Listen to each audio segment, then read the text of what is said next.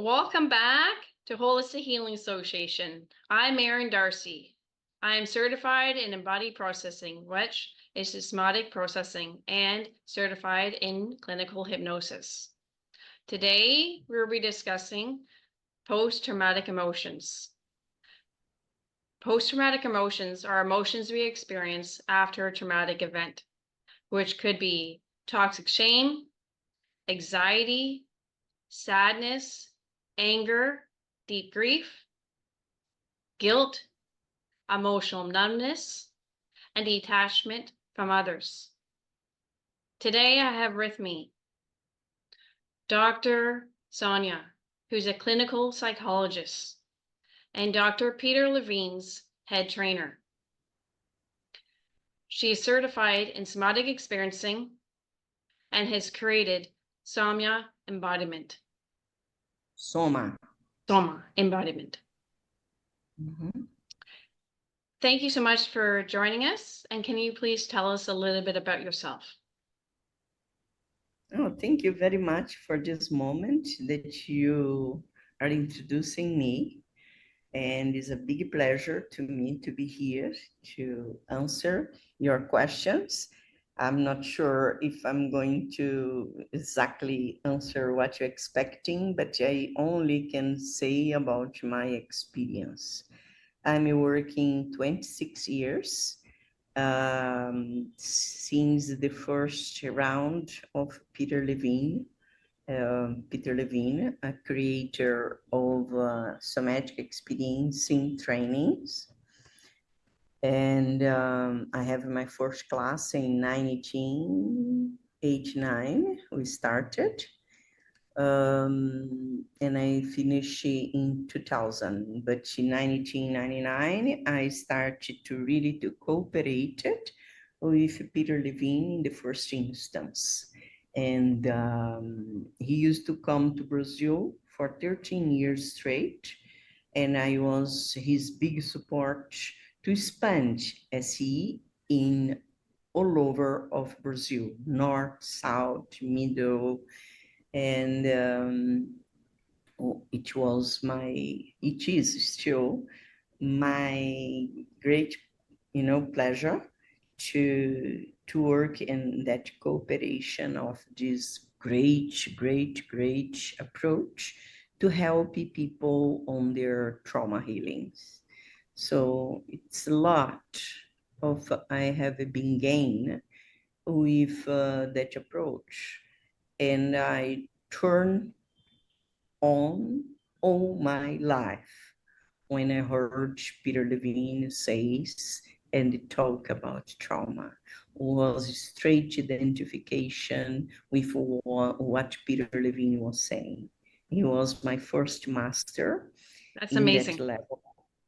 Is in that level, and was the first love. First love, and I said, "Oh, hello, Sonia. This is what you're born for."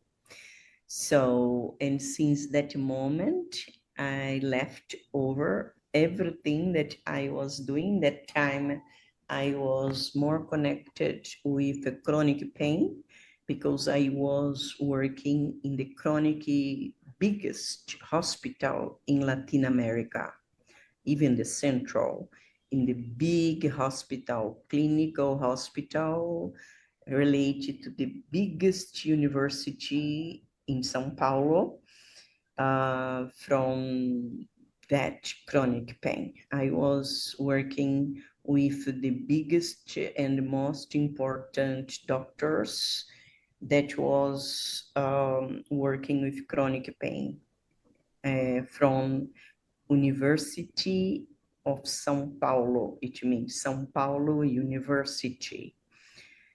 This is the moment that I met Peter when I was involved with that project in São Paulo. Now I live in the northeast of Brazil, but when I met Peter, I was very involved with chronic pain. So I worked very much using Rolfing and my touch and the movement skills, because also I'm a roving movement teacher. So always I was involved with movement. I love it to dance. I love it to move. So because I also came from a big sensitive training, sensoperceptive training from Ruben Garcia from Argentina. That time I used to work with that person, that teacher, and we used to travel around the Brazil to help people to use movements, dancing, and breathing, and experience all the senses of the body to feel presence and to engage. So we work with children, we work with youths, and we work with adults.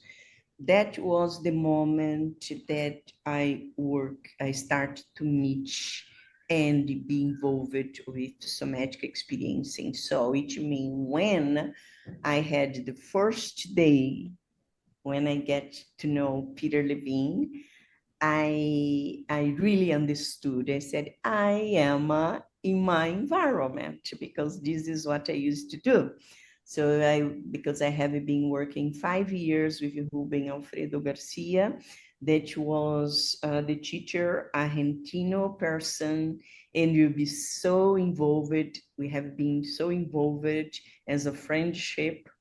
Of course, I got involved. I get to, he was my boyfriend, and almost married Oh, wow. together. Wow, was a big thing, because when I hear Peter say, I say, I know this. This is common. I was walking with Peter in one moment in the break or something. I'm not sure. I don't remember exactly what it was, but I said, I know. And he said, when I confirm what he was saying in the class, because our first class in Brazil was the participants, all of us, was 32 people. All of us was rovers.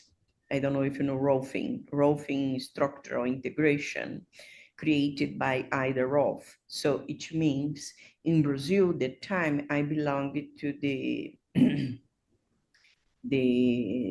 the team that was, we create association of roving, and we brought Peter Levine to Brazil. It's the first time in 1998.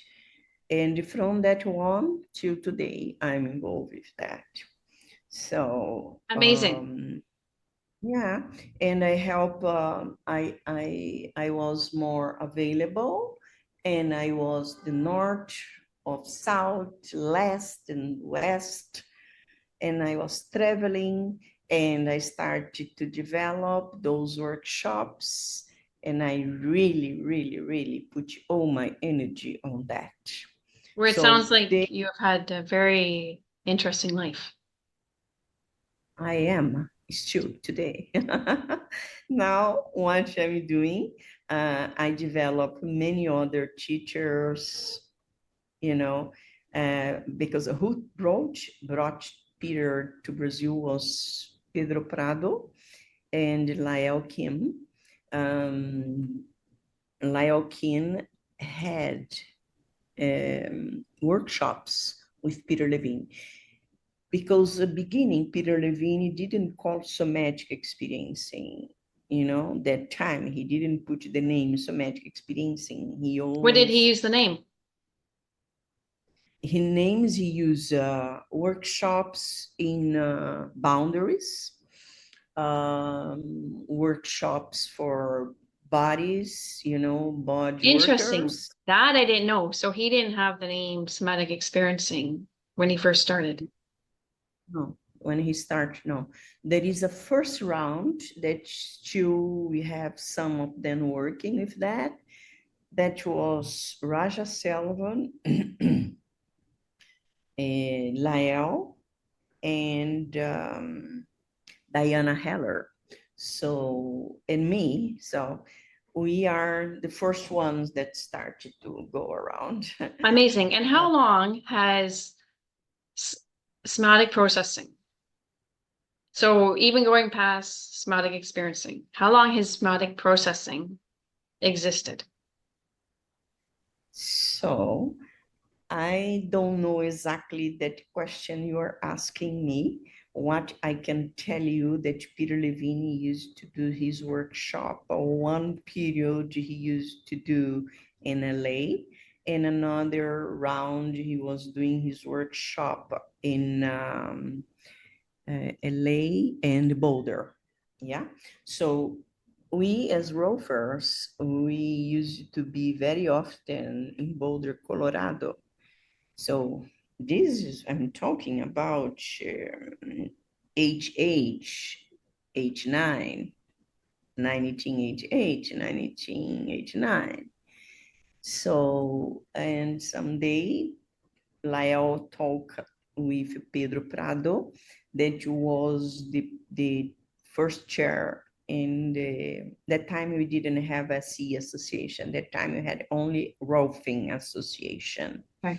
So it means that Rolfing Association, that moment Pedro was the first chair. I think that I was vice president, vice chair, so many years, I don't That's remember very cool. well.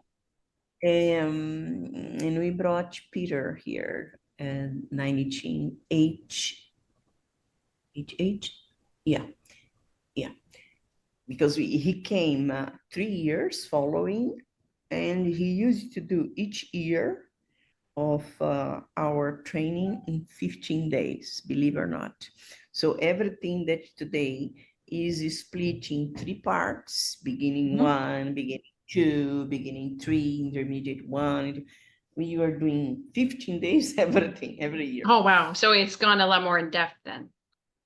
Of course. And Yes. Okay. every year used to do in different town of Brazil.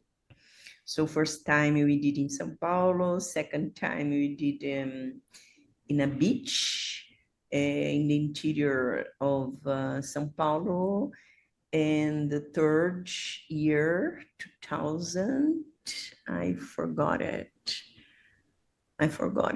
2000, was in Bahia, where I It, I and brought why is somatic processing? Why is it so effective? What is the science behind it? Oh, the science behind of that is that the body need to feel stable, and how you can use the post-traumatic stress and helping people to really to find where they live. It's not in the mind, but the sensations and emotions are experiencing through body, not through mind. And in general, all the articles in the psychology gave so much attention in our cognition. And Peter brought that amazing topic and bring our attention that is where the experience in the body that brings to us the possibility to change. So the possibility to access the information that the organs brings to our body to experience and to be understood, what our mind understand what the body is experiencing. So this is where we start. So Because trauma is this held in the body.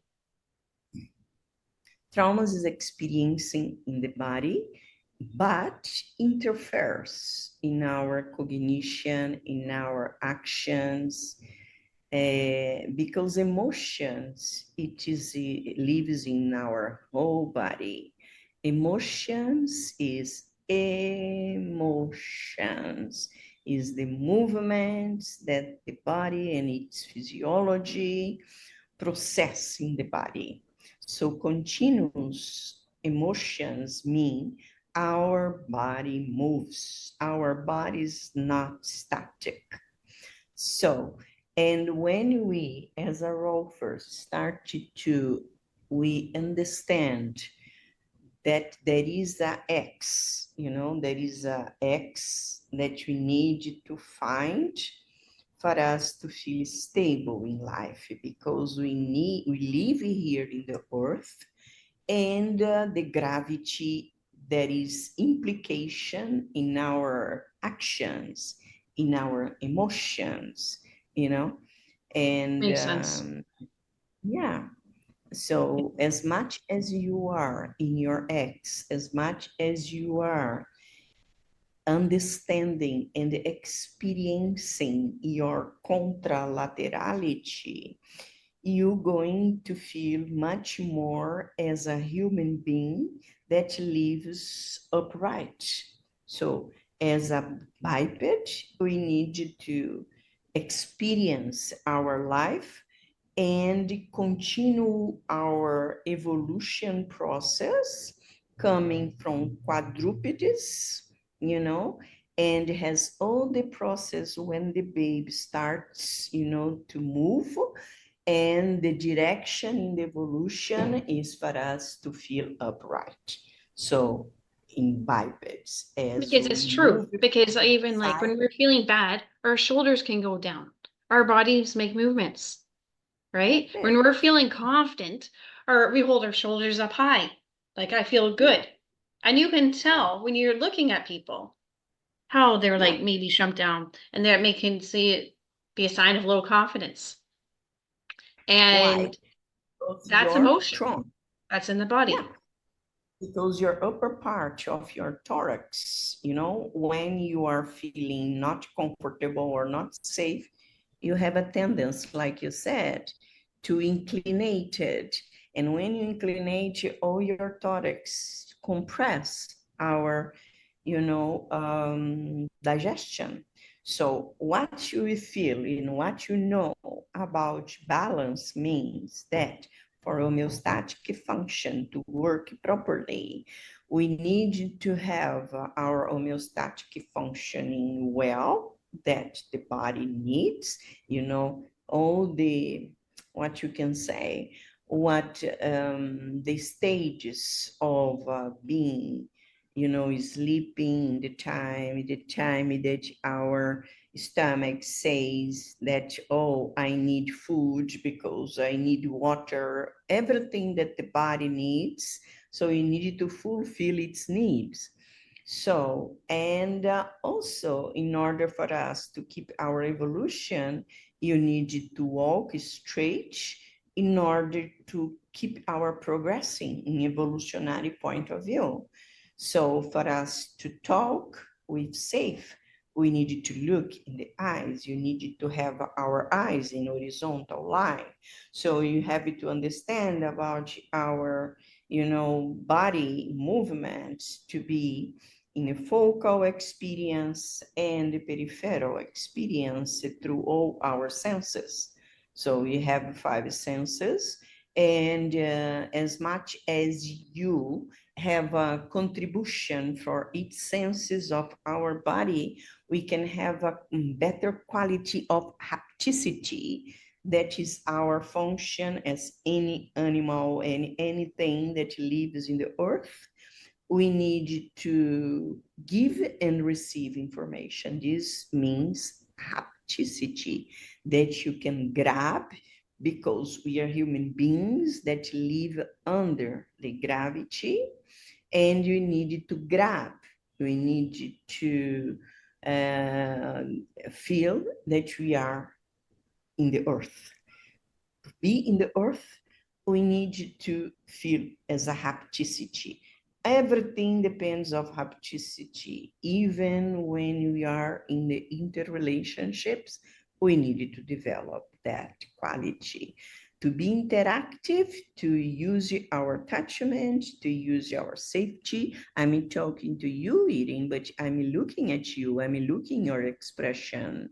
I'm looking the way that you are paying attention to me in order to keep our safety and continue our relationship. So the human being needed to have that qualities and develop that.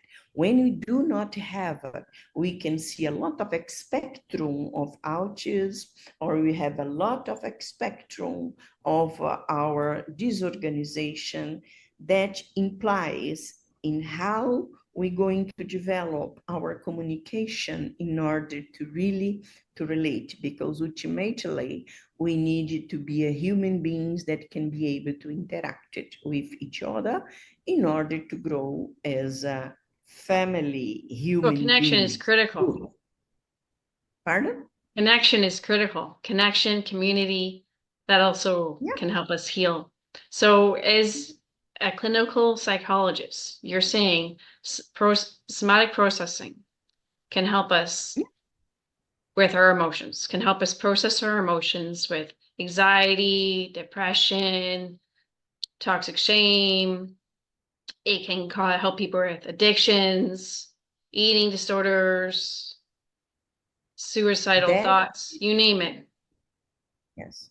First of all, our principal goals is to help the person to feel safe on their bodies, to feel safe that, for example, now I'm feeling safe because I have the support of that chair, also in my pelvis as well in my, back. So also I'm looking at you. I can see your expression. So the way that you talk to me, I'm going to feel safe or unsafe. This is the base of what Porges brought to us, Stephen Porges. So I'm very connected with Stephen Porges and his wife, Sue Carter. I have been very good friends of them, and I sometimes teaching a Polyvagal Institute in Florida, or others conference that we use it to do. Okay, well, thank you. Yeah. Okay. And what advice would you give to people that are nervous of somatic processing, are hesitant? So can you repeat? Because Sorry, what advice would you give to people that are nervous and hesitant of somatic processing?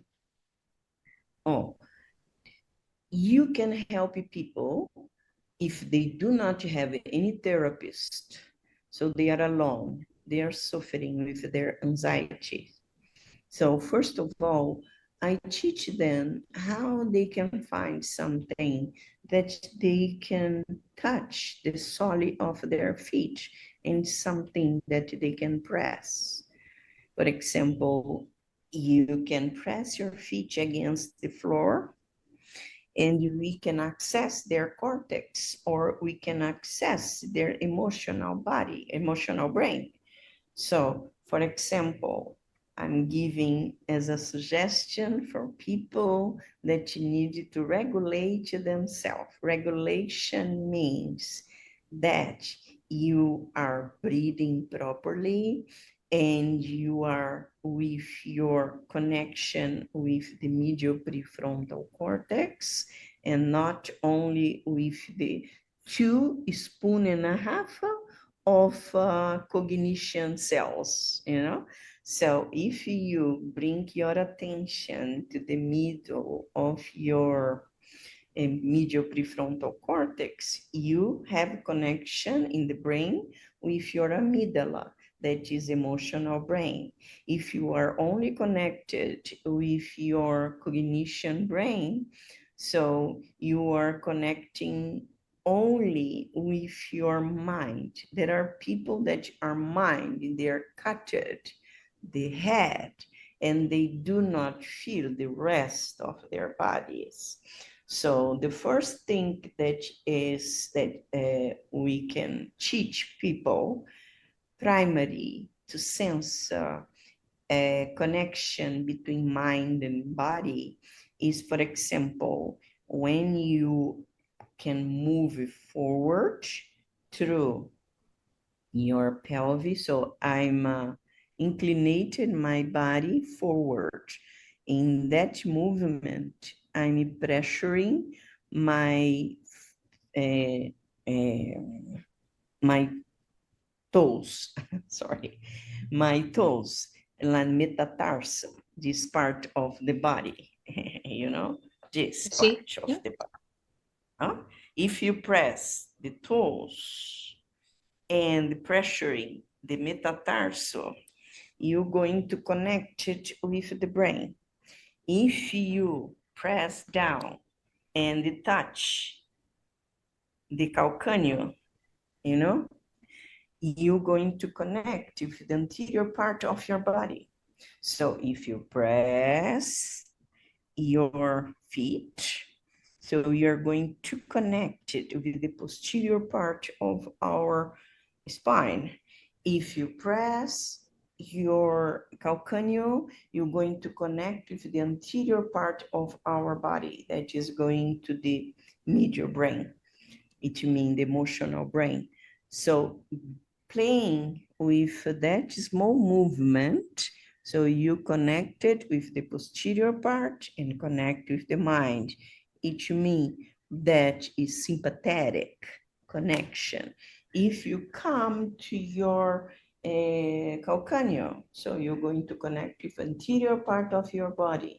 It means your organs, your heart and lungs, and you're going to connect with your emotional brain.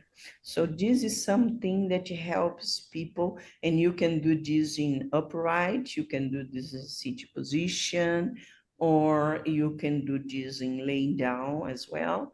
So we have, and I develop many exercises that most of them I get to know from one of my master called Uber Godard. This is movement analysis. He is a genius person that he studied Rolfing, directed with Ida Rolf. This Uber Godard and Peter Levine studied in the same year with Dr. Ida Rolf that created Rolfing structural integration. So we are a family that starts to develop, and I don't know what else. I just we're going to expanded and expanded until it came across the world.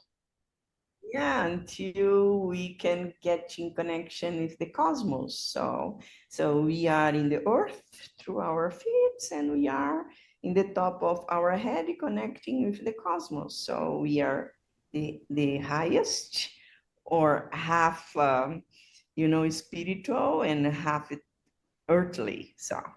So this is the basic that a human being lives, with the feet in the earth and the top of the head, connecting with the cosmos. And from the sun, we receive the photos that comes and is connected with otoliths and the inner ear in our vestibular system. So with the feet, we are connecting with the magnetic field that comes from the center of the earth. So electromagnetic human beings. This is who we are. So that is so beautiful when I'm talking to you and I'm feeling goosebumpings, because this is who we are. We are complete evolutionary human beings that we can grow and spend more and more expanding for transforming the new human being that you come. So it's very nice when we are right now in that moment with that level of consciousness. So that level of consciousness make us to really to bring more people to be more aware what is the path that we are walking through. So when you have that, and you bring more and more the high level of consciousness, what life means.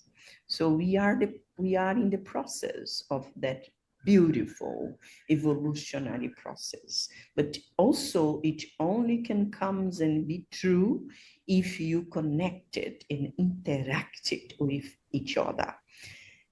What brings all the kind of those emotions and difficult emotions that you mentioned is because we are not connected with the core of what I'm talking about. When you do not have the communication and the contribution between any senses that we are apart, we are disorganized, and emotions, difficulties, and post-traumatic stress is going to be much more, implicit in our relationships. So those one that has much more knowledge and experience and bring more abilities to use our language, our communication, you are in the right path. But when the person is much more isolated, it's much more difficult because the person really impedes the brain to start to create much more neuroplasticity. So the neuroplasticity comes as much more you are challenge our brains and our synapses. This is a little more on the point of view of neuroscience. So this is, Okay, well, I'm thank you. talking, but you can ask. And what are some of the healing benefits that somatic processing can provide that CPT cannot provide? So because it's much more in the cognition, they forget it about what the informations that the organs is telling us. Because we receive from our interoceptions, informations, because that's the core that involve our everything, mouth, and all the organs inside of us, we call the core. Leave it, our arms and legs, but we have a core that is our machine that, for example, in our abdomen down, they give it to us the information about our ability or facility that the digestion gives to us, that create and involve the energy. So our abdomen give us energy and our thorax give us the oxygen. So we needed to really to work in a very good combination that everything that the body with its great intelligence gives guide for us to walk in this lifetime. As much as you have a consciousness of living in the body with soma, for example, means alive or living body. Embodiment is how you habitate in that living body. That's why soma embodiment. This is And what's the translation. difference between the two? No, when I call soma, I said living body. For you to live in body, you need to be capable to habitate in that living body. For habitating the living body, you need to recognize the emotions when you are living into body, So if you are feeling bad, you're going to activate the emotional brain that if you are not feeling completely well, we're going to have our system that is going to respond to that with the biochemical, if the body informs. When I say the body, I'm saying the heart inform the brain through the heart waves. This is the communication. The heart is now our principal organ in our body.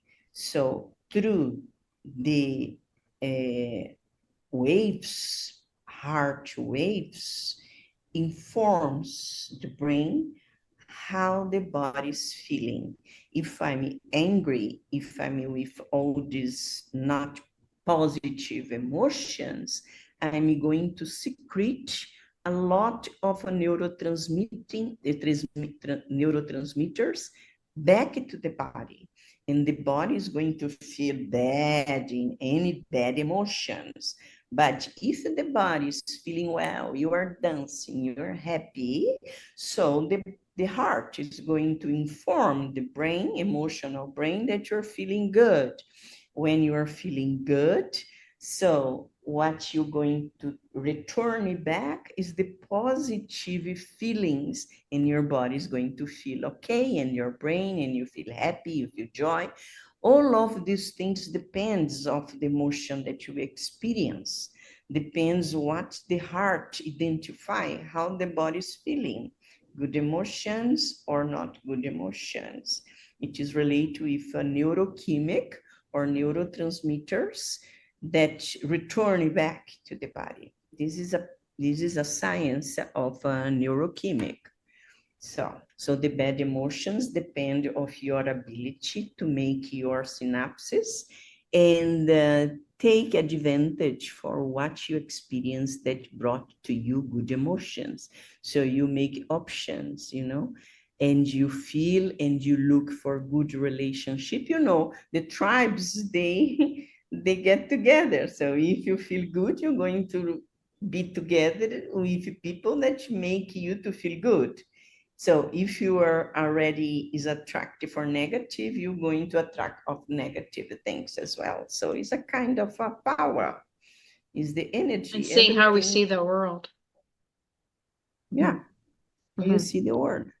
And I So believe embodied processing. I believe it's very similar to somatic experiencing. I've been trying to figure out what the difference is. And like we both, in all these types, we all use movement, we all use breath work, we use processing our emotions, we are going back into the body, parts work, neuroscience, polyvagal theory from your friend, Dr. Stephen Porges, internal family systems, and attachment theory. It's rooted Mhm. in the wisdom of everyone you just spoke about, right? Yourself, Mhm. Dr. Stephen Porges, Dr. Peter Levine, Dr. That's so Dana, wonderful. like it's amazing. You guys are amazing.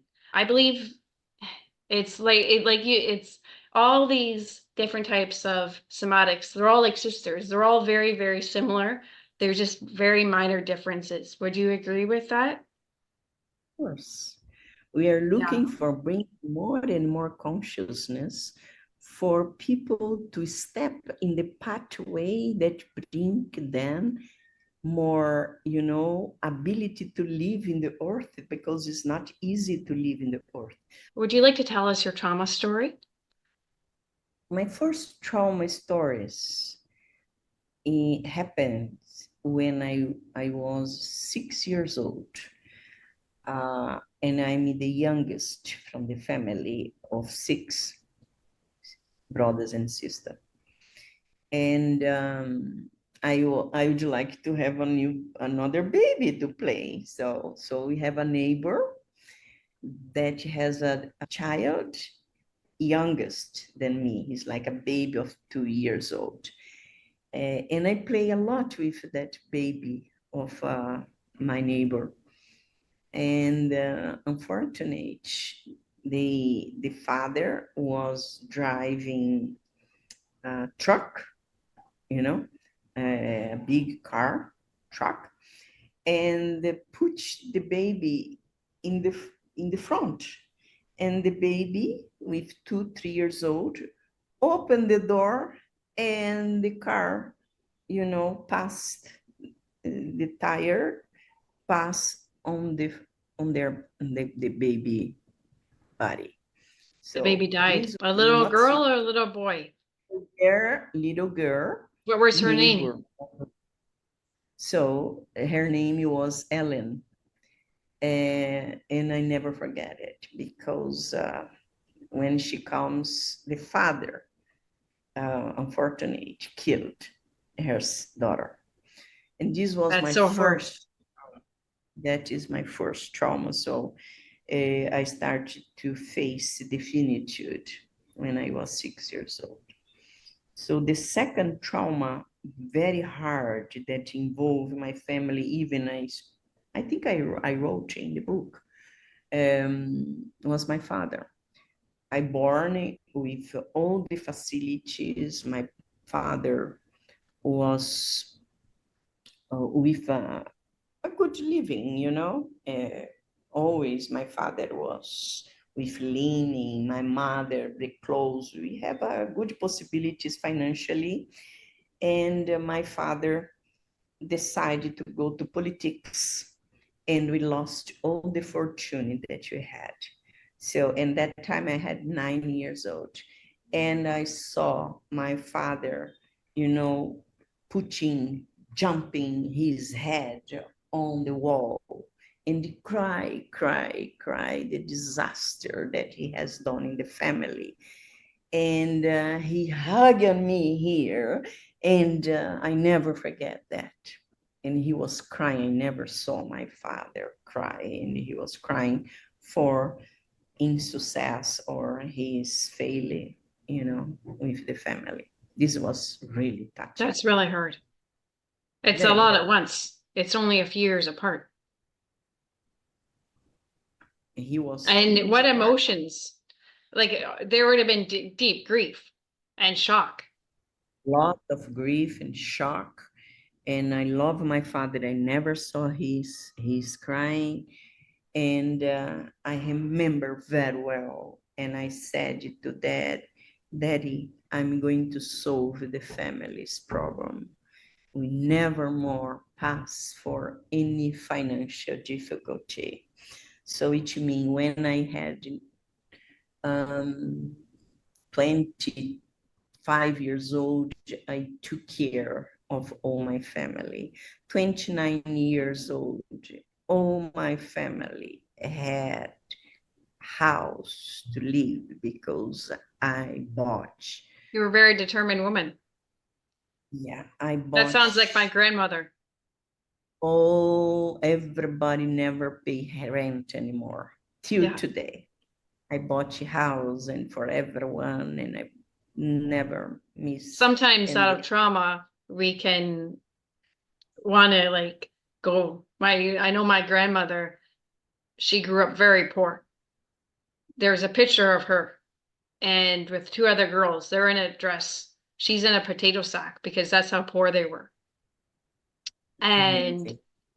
she ended up becoming the first woman real estate agent in the whole area and opened her own business and bought houses, rental properties. And her trauma was growing up very poor. And her Exactly. husband died, leaving behind 10 kids, and she'd take care of all of them. Exactly. But she had hard work ethic, determination, and strong faith. And at the end, she started off with very little in her life. At the end, she had so much and like so much family. She started off with a very small family, and in the end, all her grandkids were, or a lot of her grandkids were around her. She had grandchildren, great grandchildren, and great grandchildren, even. It was amazing. So that reminded me of my grandmother. Thank you. And I appreciate to hear that. So I was the first one to do university. All my family till today. Now I have 70 years old. And I'm the youngest. So I was the first one to do university, doctoral, all of things. I went to live in the United States. So to study everything, I provide car and pay all their foods, their rent. Later on, I bought the house. I built up the house for 2 families. They have it till today in São Paulo. This Oh, is what good. happened. I know out of trauma, sometimes good things can happen. I know after my traumatic event or my trauma, I had toxic shame, and not just a little bit of toxic shame. I had a lot of toxic shame, and it felt like I didn't belong and didn't fit in anymore. And that was really, really hard. And I had a few really good somatic practitioners come along and really help me. And it's processing emotions, but it's also the connection and community can also be a lot of help in going through somatic processing and going through the trauma. It's given me better understanding of people and understanding of the world. It gives you more insight and it has you go searching for more meaning, more depth. What advice do you have for people that experience toxic shame? Yes. So I face many shame as well because I started to do psychotherapy. Of course, I went to the university when I made 18 years old. I was the first one to do university. I was the first one to do everything, to have my own car, this kind of thing. I bought an apartment for myself in a very nice place in São Paulo. It's the biggest town in our country. Actually, the biggest, fourth biggest town in the world, São Paulo. So I have done what I had to do. So I start psychology with 18 years old. When I was 19 years old, I started to do my psychotherapy. I did 6 years with the same therapist. I think that was a very good thing that I have done. But some of people, knowing my history, started to laugh about me like a bullying, because I have a face of a poor people, not rich people, like that. So this was very, very tough for me, very tough. By some colleagues, saying that, you have a face of poor people. That's hard, but Because, you know what? Sometimes poor people can have the heart of gold and a lot more wisdom than someone who has that believes they have it all. And I believe sometimes when we're poor, we can be more happy. yes, and I always feel that I'm a happy person. Till now, I'm a very happy person. Even though that my boyfriend that I work with him, remember the beginning of the history? He asked me to marry me. I went to Hollywood to match him because he changed. He said, okay, now we're going to live in United States. And when I talked to mom that I'm going to live in United States, my mom followed 3 stairs, of 3 stairs, no, 3 floors of stairs. So she was completely broke arm, Oh, feet, because it's one protest that she does not want that I leave Brazil. So I decided to stay and accomplish my obligation as a family. This is that part of my history. And I return and I stay here. I'm in Brazil, so where I am now. I'm in Brazil now because every time I teach in 5 continents. So sometimes where am I? I'm in my home. So, but I think that I like to live well, sabe? I like good things. And always I have good friends, I have good people. And living traumatic environment is very traumatic for us because sometimes people are so rude with us, you know? Yes. And sometimes when you go through hard things and you may not always have everything you want at the moment, you can really learn who your friends are. And at those moments, times in your life, sometimes that's our greatest moments because we learn more about ourselves and about life. And it's because we're going through it. And after we come through it, we can learn so much. And Yeah. some people, sorry, go ahead. No, I think that I have a wonderful life because I don't know, but I attract people with a lot of power and respectability in the society. It's not me. It's life that brings those people close to me. So I'm very close. I was very much more in the back with Peter Levine. I'm very close with Sue Carter, Stephen Porges, and many, many, many people that has a great representativity in the society. It's not me. It's that energy that brings me to that Or it's your authentic experience. self, which attracts these people to you. Probably. So I'm who I am. If you accept me, it's okay. But in general, I'm so spontaneous and I like it to speak the truth. Even the truth is hard, I say in a good way to people.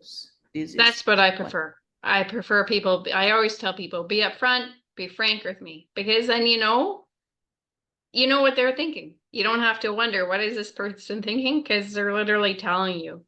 And there's some people that have struggled with deep guilt to the point that it's consuming their life. It's impacting their life in many aspects of their life. And this can also Exactly. be from deep trauma. What advice would you have for these people? If they were listening today, what would you be telling them? So I'm not rude with people, but when it's necessary, I say the truth. And it's not easy sometimes for people to listen the truth, but I say the truth with love. So this is what helped me to move on, you know, because one moment in my life I was very defensive because I was not feeling safe inside of me. This is a process of maturity. So part of the time it's long ago, it's 20 or 30 years, so something like that. I was very fear to say and lose people that was around. But later on, when I really recognized that I am who I am, so, and always I was involved with spirituality, with rituals, like shamanic things, you know. I started to develop a lot of retreats because I conduct retreats as well. So I started to feel much more confident because I started to receive a lot of compliments, people writing to me how good I have done it to their lives. And many, till today, I receive a lot of emails. So this is really helps me to find that I'm in the right place. I teach with a lot of authenticity, and when I do things, when I work, it's my heart that is work, it's not my mind. And I love. So it's opportunity for me to share my love, my compassion. And I do not abandon my clients. I go Pardon? till the end. I do not give up my clients. Even if it's necessary to stay 1, 2, 3 hours with someone, I Yeah, stay with. you stay with them But because you care. because I know that I have only one chance when I do a demo, when I do a session, because I can do 2 sessions. I only can do one. That's why, and I owe my blood that, share and flows through my body has to be, energy, have to give energy for the one to become themselves. So I do not give up of anyone.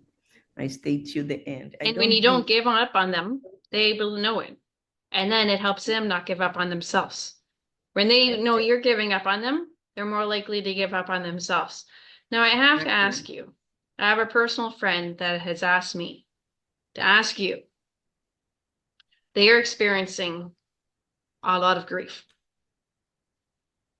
and they're struggling with it. I myself have experienced deep grief. I lost a child through a miscarriage. And that's a child I'll never forget. And I think about often. Her name was Dolores. Dolores Frances Darcy. Very important to me. What a Boring there. Dolores Frances Darcy. Yeah, She was named after one of the best people I've ever known in my life. That's who I named after. And what advice do you give to people that are consumed with grief? Because again, just last week, there's so many people suffering in Texas. They've lost children. They have lost loved ones through the big flood. Yeah, there was a Christian camp and so many kids died. There's two sisters found holding hands at a different location in Texas. They didn't let go of each other. There's so many people that have died. There was a father who didn't want to let go of his children, is hanging onto a tree, and they all died. There's so much grief in the world. And this is not just happening in Texas. It's happening all over the world. This is a human experience, but it's painful. And what advice would you give to people that are struggling with grief? So grief is one of the emotions more difficult to deal with and stay longer, much longer. So in general, takes intense by 9 months, by very intense. Later on, it starts to be a little less if the person has that consciousness that I'm going to share with you. When you understand that the life is, believe that the life is forever. Life is. So when life is means that there is a heart chakra that is pure and always exists. Existed, exist, and you keep existing. That is the light that is given to us some relief about that, because it's like angels, it's like different layers of a community that still is in the space. The connection always you be together till those ones that are connected with also passed away and returning back for the same tribes, and still is connected. I feel so goosebumps, and still connected with the heart chakra. So when the person dies, the person does not die. Only the body starts to stop to functioning with the flow of emotions and flows of all the rivers and water that we are, So this is water. So this going or to be cremated or go to be in the earth, in the enterrada, não sei, buried in the earth, or before, in the past, 20,000 years ago, they didn't use it to put people under the earth. They put people in the stones, was like that, the way that people, that old people used to do in about 20,000 years ago in the past, that you make excavations and look for the fossils that we have in the stones or in the earth, as you do archaeological search. So what I feel that what gives to us a little more release is that the life is, and we're going to reconnect it with those chakras, heart chakras, heart chakras. You're going to unify because they came with the same connection. For me, is the way I understand. Personally, for me, I'm Christian, but same is, I do believe they will be reconnected again, right, to our loved ones after death. Life is temporary, and then we will be able to be with our loved ones again. My friend, she grieves deeply because she grew up in a very abusive home, and that is her grief. She is now an adult, but that's somewhere she's really struggling in. Would you be able to give her any advice? Because not all her family is passed on. It's just wishing things could be different. Yeah, the person need to understand about the finitude, because we don't live forever. What lives forever is the spirit, because for example, when my baby is coming, I drank ayahuasca. I don't know if you heard about ayahuasca. No. It is a liquid, is a liquid that is prepared from one leaves that you call chacrona, and mariri is one trunk, and the leaves from different trees. That is very old knowledge from even the Incas, the Inca time. And in Amazon, we have so many these plants that they put the leaves and the trunk, part of the trunk, together and put in a pot, water, and cook for hours and hours and hours. And the trunk gives the strength, and the leaves give the light. Together, they gives to us in a ceremony, the same that is done for years and years with indigenous and the Incas. This is even forever. So many generations, and increase our consciousness.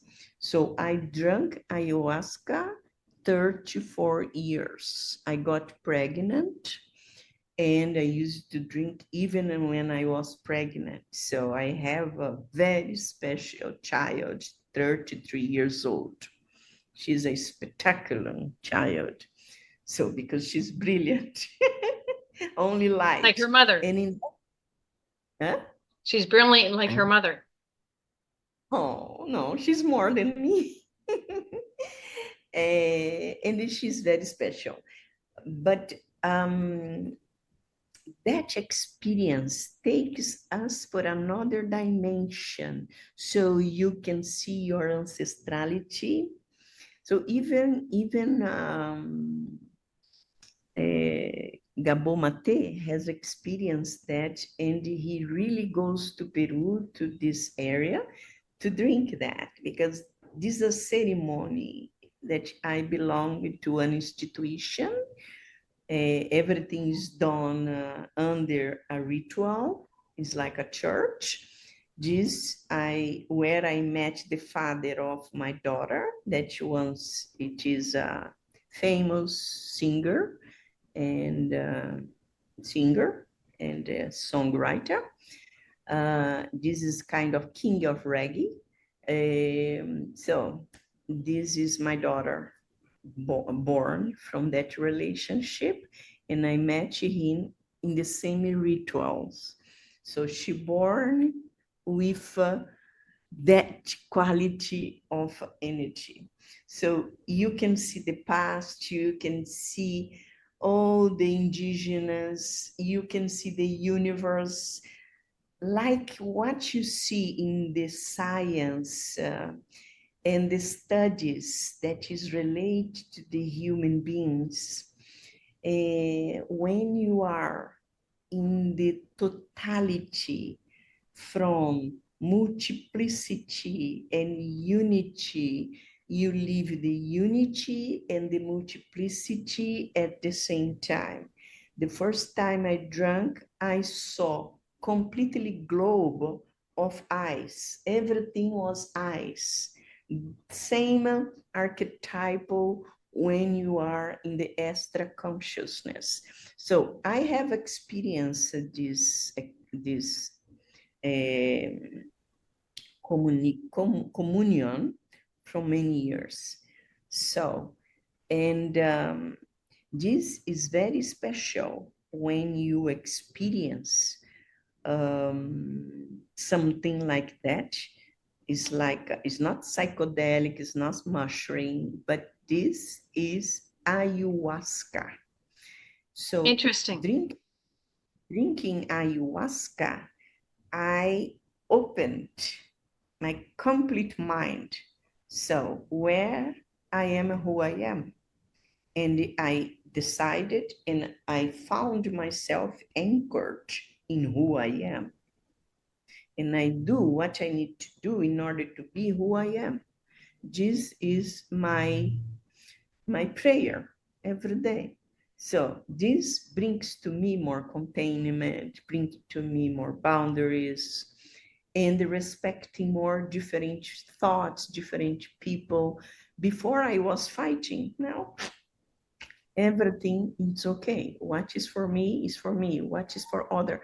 And I really put myself in a way to be much more responsive, to give, to share, to help people to move on from where they are stuck with.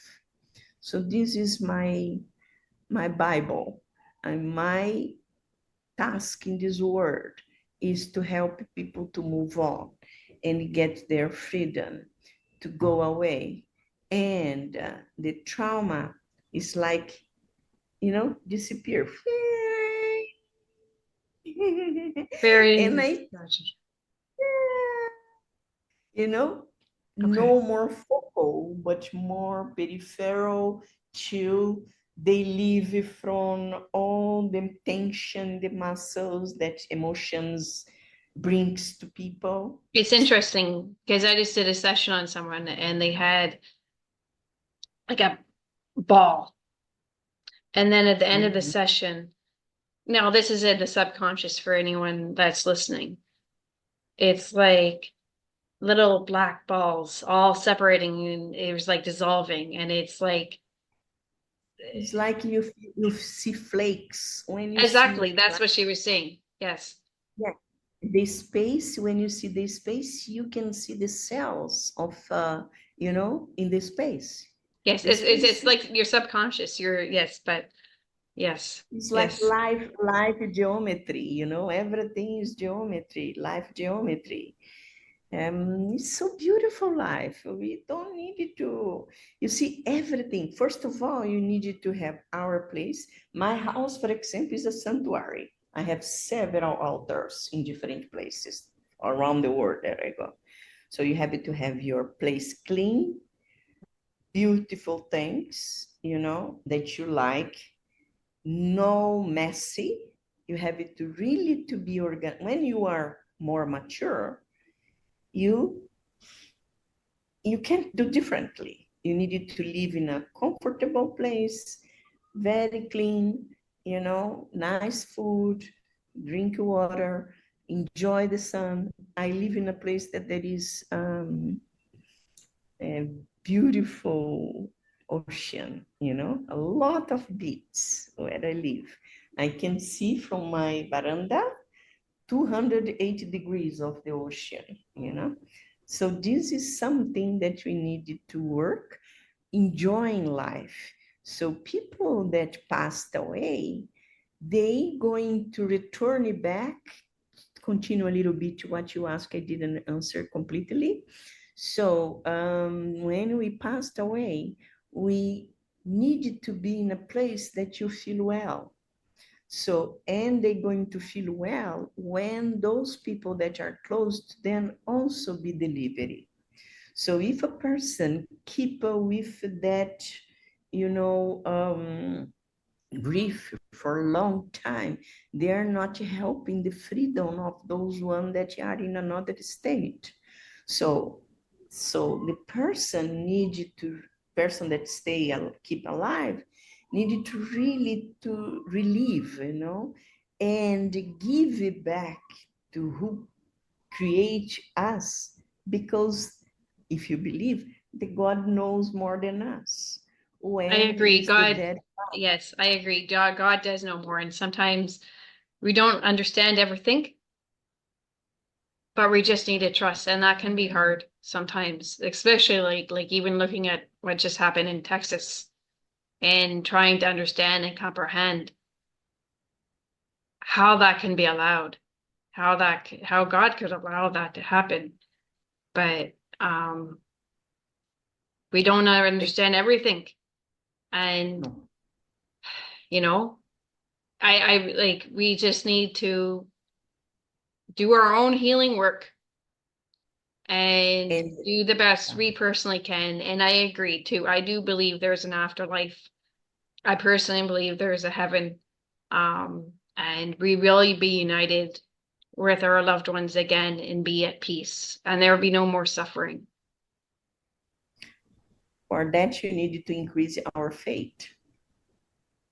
Yes, I This is agree. something very difficult to people to accept, is the faith, Yeah. you know. And there's going to be And many trials in our life because we're human, and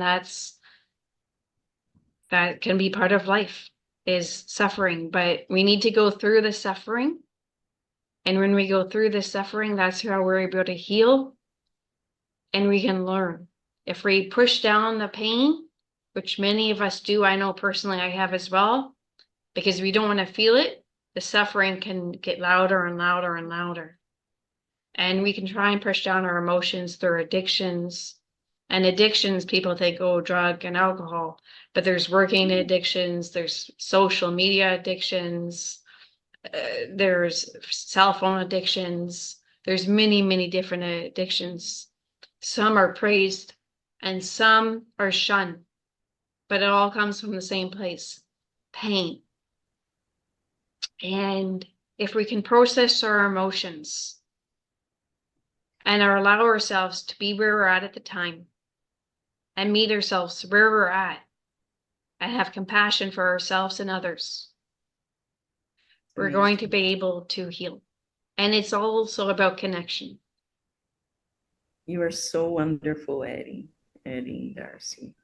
I Thank had you. experience. I had experience with a very wisdom person that I have a deep respect to her. She is the Porges wife. Her name is Sue Carter. She's one of the most intelligent person that I met in this life. And I had the opportunity to spend weeks with them now, traveling in the civilization. She said, Sonia, sometimes she called me Sonia, I'm going to take you to, to meet where the civilization starts. So this was the experience we had about 1 month and a half ago, more or less. Yeah, I forgot the You date. guys are close if you're traveling together. Oh, yeah. Yeah. Yeah, because life puts us together. She's wonderful. She knows a lot. I could not leave her because I want to be close to her because she's amazing. She's really intelligent, and I have learned a lot these days with them. And was incredible because she'd like to go in certain places, and the coordinators of SE in Turkey took us where should you like to be, and we all enjoy it because she knew what we're going to find it, um, and we experience how the civilization starts with their uh, tools, instruments, and later on through archaeological parts that still is available for us to visit, the visitors that goes there. If you have opportunity someday, you can go to those places. Is nearby of the Maiden city, where we, if you want, I can send to you.